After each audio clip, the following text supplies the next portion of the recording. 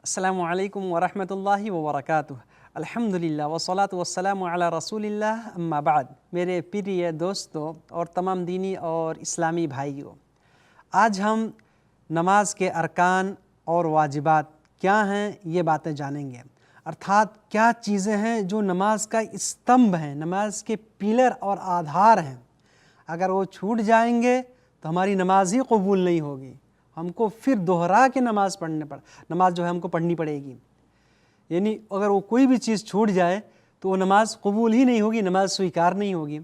اور کوئی واجبات ارتھات انیواریہ چیز جو ہے اگر یہ چھوٹ جائے تو آدمی سجدے سہو کر لے گا تو اس کے لیے پریاپت ہو جائے گا۔ یہ باتیں آج ہم سیکھیں گے۔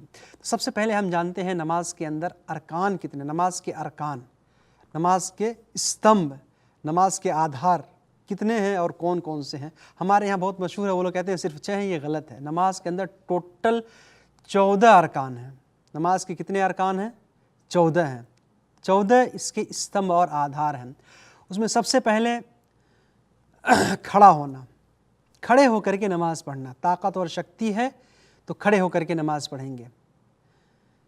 اگر کوئی بادھیتا ہے، کوئی پریشانی ہے، پرابلم ہے تو آدمی بیٹھ کر کے اور جس طرح سے بھی ہو سکے وہ نماز پڑھ سکتا ہے۔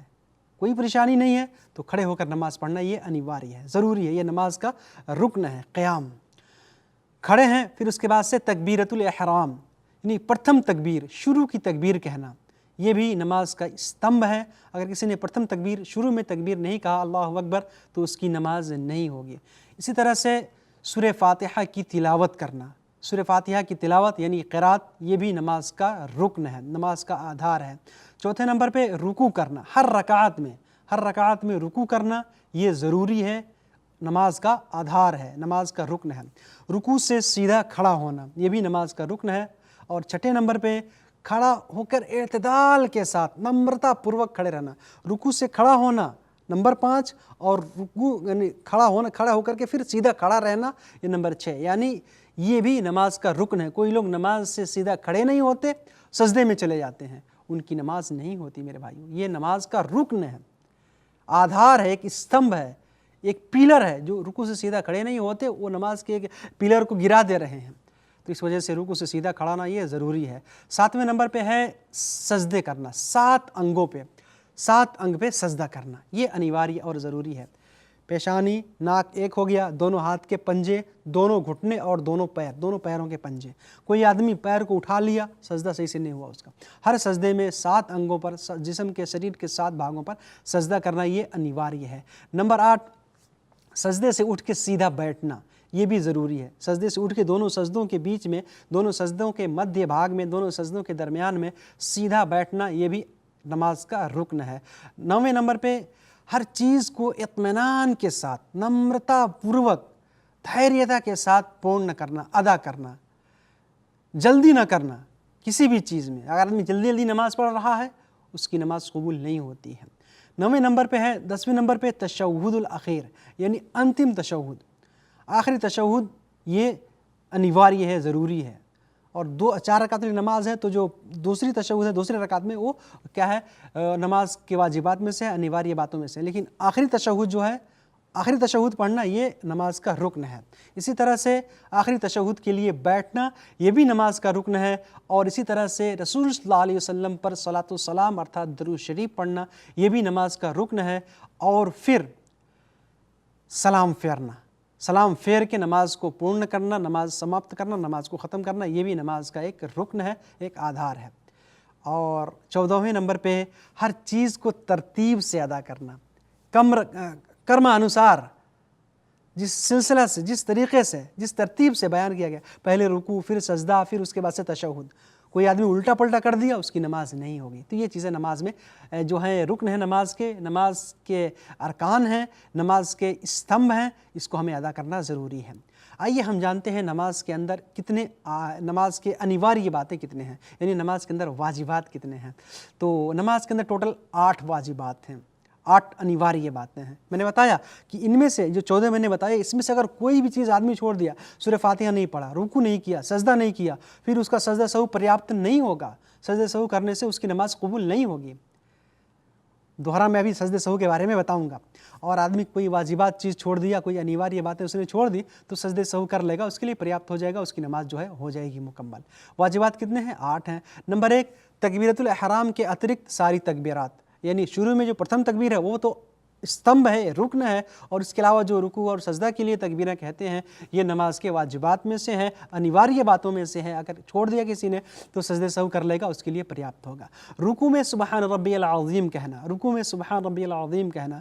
इसी तरह से रुकू से उठते वक्त समी अल्लाहु लिमन हमीदा कहना, इमाम के लिए और अकेले नमाज़ पढ़ने वाले के लिए। जो मुक्तदी लोग हैं, इमाम के पीछे नमाज़ पढ़ रहे हैं, वो सिर्फ रब्बना वलकल हम्द कहेंगे। इसी तरह से सब लोगों के लिए जो है रब्बना वलकल हम्द कहना ये भी अनिवार्य चीज़ है। और फिर सजदा में सुबहान रब्बियल आला कहना ये भी ज़रूरी है। और फिर दोनों सजदों के बीच में रब्बि गफिरली पढ़ना ये भी अनिवार्य है, वाजिबात में से है। और फिर दूसरे प्रथम तशहुद में 3 या 4 रकात वाली नमाज है तो प्रथम तशहुद जो 2 रकात के बाद हम बैठते हैं, ये बैठक, ये जुलूस जो है ये भी नमाज के वाजिबात में से है, वाजिब है, अनिवार्य है। इनमें से अगर कोई आदमी कोई चीज़ छोड़ दिया तो फिर जो है वो सजदे सहू करेगा। मेरे भाई, जैसा कि मैंने बताया कि अरकान छूटने से सजदे सहू पर्याप्त नहीं होता, सजदे सहू से नमाज नहीं होती।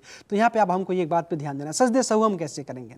तो नमाज में जो हमसे भूल चूक हो जाती है, गलती हो जाती है, कुछ मिस्टेक हो जाता है, तो वहाँ पे हम सजदे सहू करेंगे।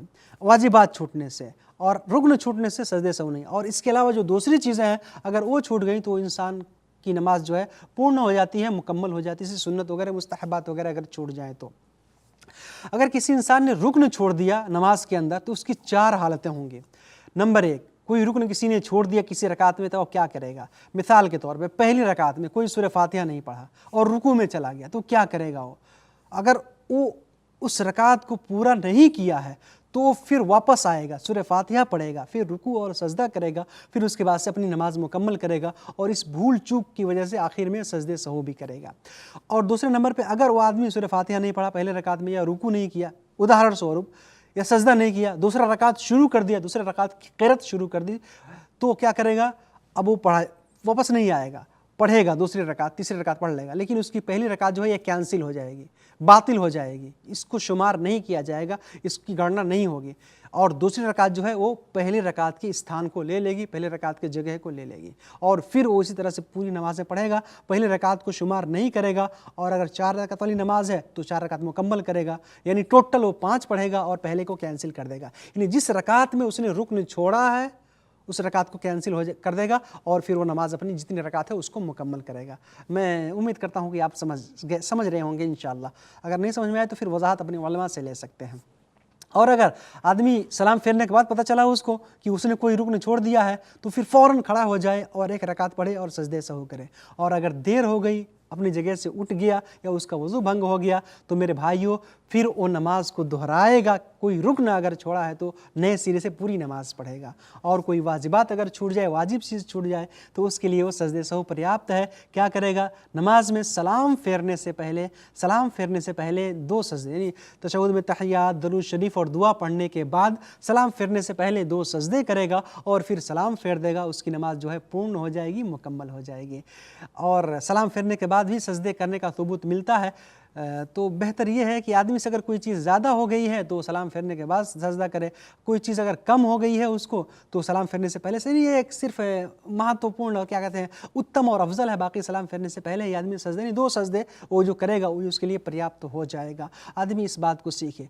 अगर किसी को कोई संदेह और शक हो गया नमाज में कि वो 3 रकात पढ़ा है या 4 रकात पढ़ा है, तब वो क्या करेगा, तो जो कम अदद है, जो कम गिनती है उसको बुनियाद बनाएगा। 3 और 4 में शक है तो 3 में तो कोई उसको संदेह नहीं होगा, तो 3 को बुनियाद बना के अपनी नमाज पूर्ण करेगा और सजदे सहू करेगा। तो इस तरह से इंशाअल्लाह संक्षिप्त में हमने सजदे सहू और नमाज के अंदर वाजिबात और अनिवार्य, इसी तरह से नमाज के अरकान और आधार क्या हैं, ये बातें सीखी।